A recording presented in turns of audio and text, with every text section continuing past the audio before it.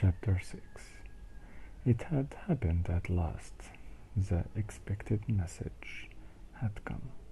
All his life, it seemed to him, he had been waiting for this to happen. He was walking down the long corridor at the ministry, and he was almost at the spot where Julia had slipped the note into his hand when he became aware that someone larger than himself was walking just behind him. The person, whoever it was, gave a small cough, evidently as a prelude to speaking. Winston stopped abruptly and turned. It was O'Brien. At last they were face to face, and it seemed that his only impulse was to run away. His heart pounded violently. He would have been incapable of speaking. O'Brien, however, had continued forward in the same movement, laying a friendly hand for a moment on Winston's arm, so that the two of them were walking side by side.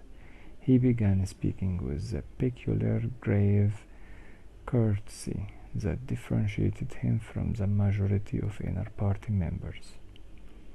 "I had been hoping for an opportunity of talking to you," he said. "I was reading one of your Newspeak articles in the Times the other day. You take a scholarly instead in Newspeak, I believe." Winston had recovered part of his self-possession. "Hardly scholarly," he said. "I am an amateur. It's not my subject. I have never had anything to do with the actual construction of the language." "But you write it very elegantly," said O'Brien. "That is not only my own opinion. I was talking recently to a friend of yours who is certainly an expert. His name has slipped my mind for the moment." Again Winston's heart stirred painfully. It was inconceivable that this was anything other than a reference to sin. But sin was not only dead, he was abolished. An unperson. Any identifiable reference to him would have been mortally dangerous. O'Brien's remark must obviously have been intended as a signal, a code word. By sharing a small act of thought crime, he had turned the two of them into accomplices. They had continued to stroll slowly down the corridor, but now O'Brien halted with the curious, disarming friendliness that he always managed to put into the gesture. He resettled his spectacles on his nose. Then he went on.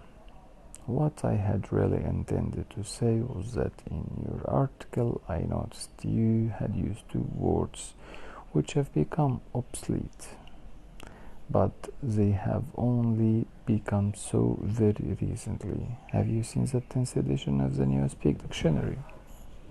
"No," said Winston. "I didn't think it had been issued yet.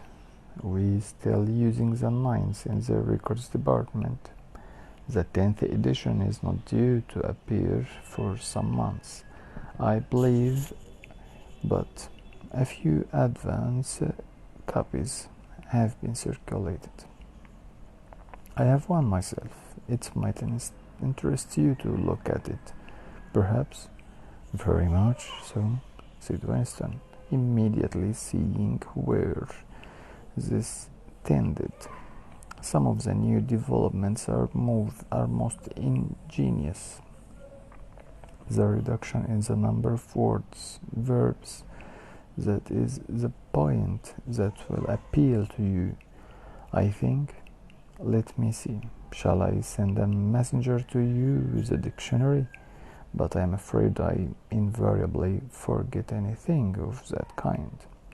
Perhaps you could pick it up at my flat at some time that suited you?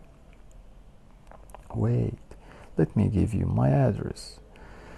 They were standing in front of the telescreen. Somewhat absent-mindedly, O'Brien felt two of his pockets, and then produced a small leather-covered notebook and a gold-ink pencil. Immediately beneath the telescreen, in such a position that anyone who was watching at the other end of the instrument would read that he was writing, he scribbled an address, tore out the page, and handed it to Winston.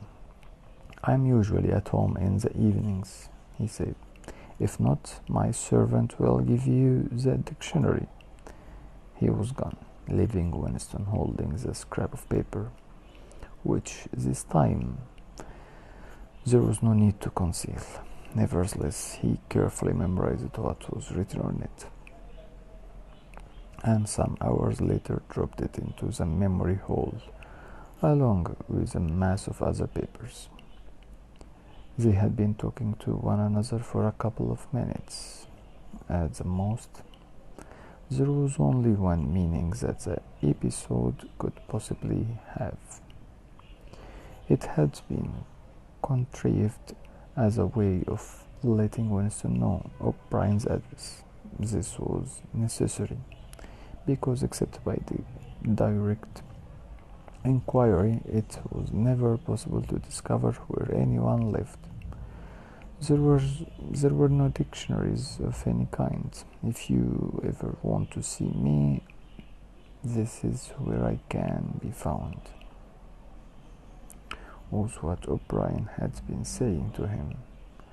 Perhaps there would even be a message concealed somewhere in the dictionary.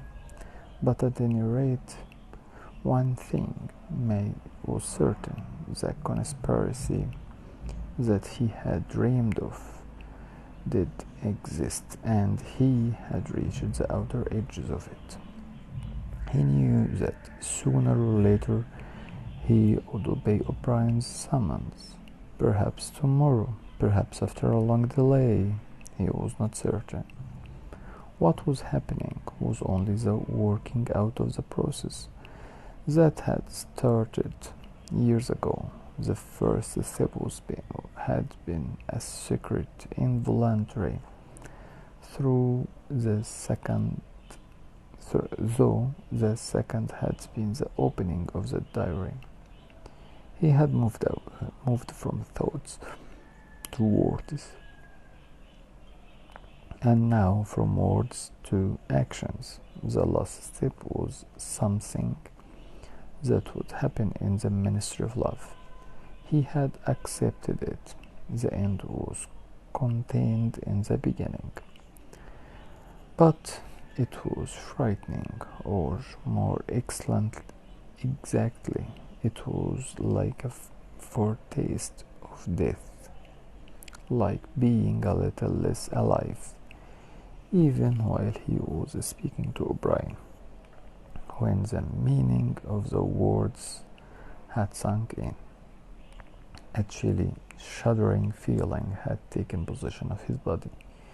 He had the sensation of stepping into the dampness of a grave, and it was not much better before he had always known that the grave was there and waiting for him.